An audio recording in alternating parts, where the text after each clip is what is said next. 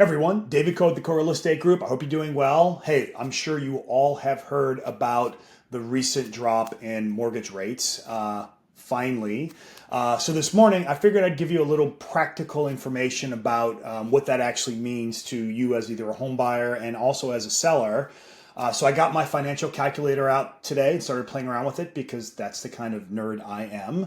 And here's some numbers that I think will put this into context. So the average home price in Los Angeles County is $920,000. Okay. At the end of April, rates were at 7.25%. And as of today, rates are down to 6.4%, right? So almost an 85 basis point drop in just the last, 10 weeks.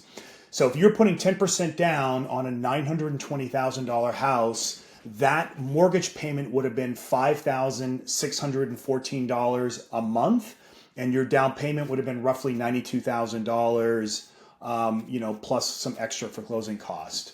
Okay, that same house today at a 6.4% interest rate, that payment drops to $5,151. That's a $462 drop on the exact same house from just from the last 10 weeks. And conversely, if you were approved for a $5,614 payment, which is what the payment was at 7.25%, at today's rates at 6.4%, you're no longer capped at a $920,000 house. You're now able to afford, with that same 10% down payment, a $1,002,000 house. So that's almost an $80,000 increase in what you can afford to buy, with maybe only an $8,000 increase in the amount of money that you would put down.